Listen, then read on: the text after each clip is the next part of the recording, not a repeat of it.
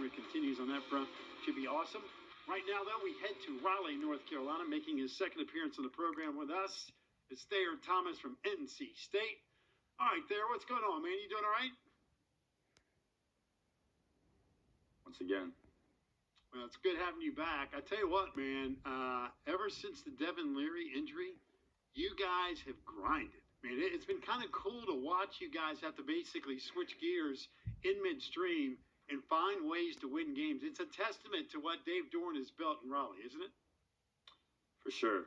I mean, we've been in this situation before, going back to 2020. Devin got hurt, hurt his leg, and we had to find a way to win the games on the schedule. And so whoever's in, we usually, we have the utmost confidence in those guys, and you build your trust and your confidence in these guys at practice. And so Devin got hurt at a time where we had a bye week coming up, and we definitely took advantage of the bye week, being able to practice with the new quarterbacks, and then just taking every day to get better with these guys at practice. There, MJ Morris, we watched him the last week and half a game again in that Virginia Tech game. What has impressed you most about this freshman? You are an elder statesman on this team. You've been around. You obviously have a great relationship with Devin Leary, but to watch what MJ Morris is doing, how impressive is it from your perspective as his receiver? Very impressive. Just the way he works, goes about his business, the way he's able to decipher information on the fly as a freshman. He reads defenses really well for his age. And so just seeing that, and just, I saw his talent when he got here in June. So, he hasn't even been here a full 6 months yet. And so it's just crazy to see that he's able to go on the stage that he's at and perform the way he's performing and help our team win games. Do you do more with MJ Morris on the side or outside of the classroom or off the field, because you guys have to develop a relationship a little bit quicker? Yeah, even with Devin, I've been here with Devin for a while, and even though I would still meet with Devin at night, come back to the facility, do extra stuff with him, but usually, MJ was in all of those meetings that we've been in on extra stuff, and for me, it's more on like in the game, just talking with him through things, because obviously off the field, we meet just as much as we've ever met. It's just in the games, just double checking with him on certain plays, making sure he knows what he's doing. And for me, just making sure he knows where I'm going to be at and what I'm doing. So that's more of the in-game adjustments is when I, really, really talk to him extra. Talking about MJ Morris there, I want to talk about yourself. 2 weeks ago, you go for over 100. Last week, you were less than 100, but I saw you to be truthfully a blanket for him. Somebody who, hey, when you know you need a play, go to Thayer Thomas, man. What does it mean to be that guy? And again, to hold, motivate him, but also be there to know that, hey, if you need anything, I'm going to be open for you.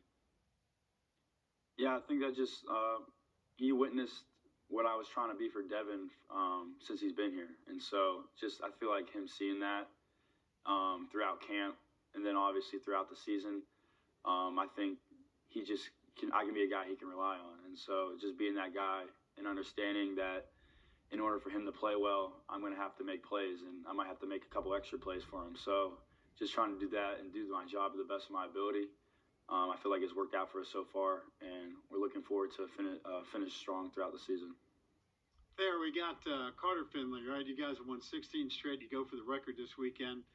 It's also the last game for seniors, which is always an emotional time. And I would think, and just like my first question to you in this interview, I think the leadership of this team has been pushed to the brink, and we have seen that, especially over the last month of the season. Would you not agree with that? And what's that meant to you in that locker room when, hey, you know what, team, things look kind of tough for NC State. It looked like, hey, this thing's getting off the rails. But like I said, all you guys keep doing is rolling up your sleeves, getting to work, and still win games. Yeah, we lose to Clemson in a very tough environment, a very good game. And then we fight back and we beat Florida State and then we lose our guy, like we lose Devin Leary. And so looking at that, that's not sort of what we planned on happening at the beginning of the season. And then we lose to Syracuse. And so we sort of sat in a low spot. Like our expectations were very high going into the season. But sort of the strides that we've made over the last 2 weeks just sort of shows what kind of character the guys have in the locker room and what we are as a team. And we have a really good chance to finish this season out, and we're going to really like what we're going to end up being at the end of the season. There, you're always such a even-keeled, kind of quiet guy. But have you, as Pac mentioned, Saturday, senior day, have you thought about the emotions of it? Do you get emotional at all when you're going to step out there with your guys and celebrate this moment? Yeah, I'm going to take this in for sure. Just, I'm very even keel, but I feel like I also show emotions at the right time after making a big play. But even if I make a bad play, I try to not let it affect me. But this is something special, being able to leave a type legacy, this class especially, after Saturday, hopefully coming out with a win, having the win streak record, and then just finish out the season strong and sort of speaking into existence what we spoke into existence at the beginning of the season, even preseason, sort of coming to is coming true for us. So it's going to be emotional, especially because my brother's going to be walking too. I don't know what his status is for his future is yet, but potentially the last time we'll both be on the field together. So just going to be a special at home, but it'll be a special moment for us.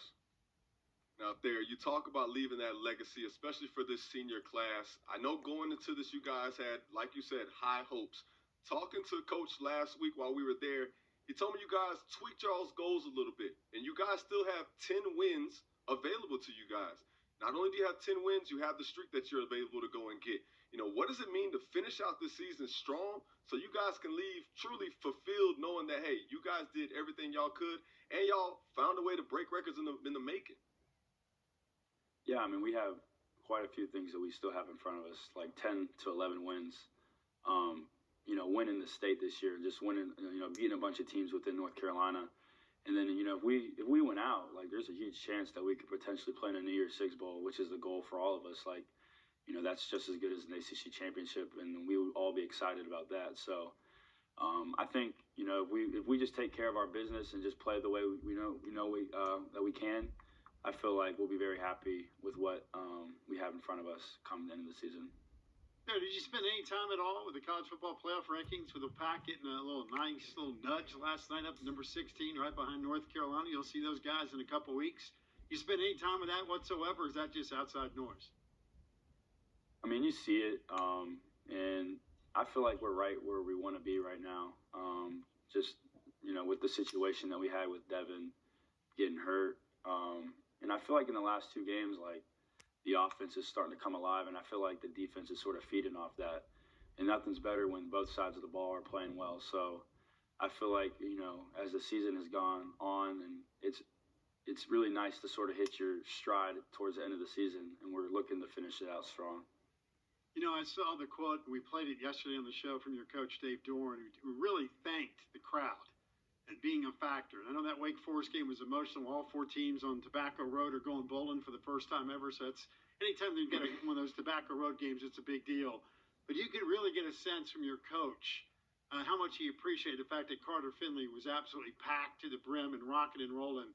What's that meant to you? I mean, you mentioned the emotion that's coming your way this weekend with Boston College, but you've been part of some incredible W's in that building. You've won 16 in a row, looking to make, like you said, a record-breaking 17th this weekend. What's it mean to you and that crowd at NC State? That's a special combination. Yeah, I've had some of the best moments of my life in that stadium.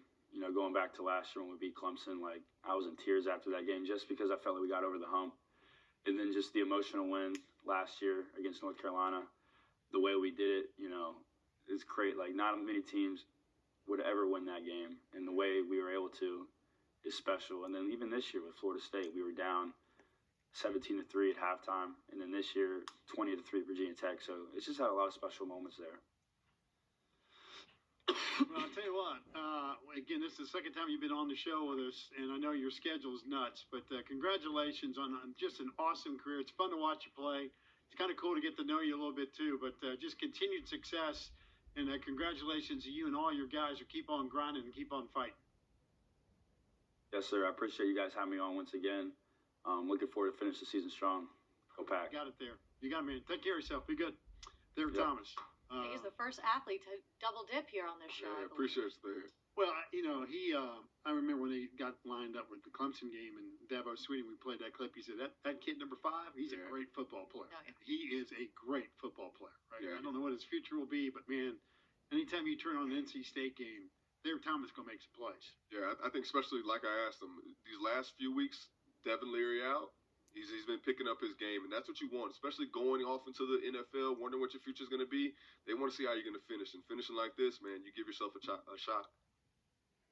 I know this much. We're going to switch gears from NC State.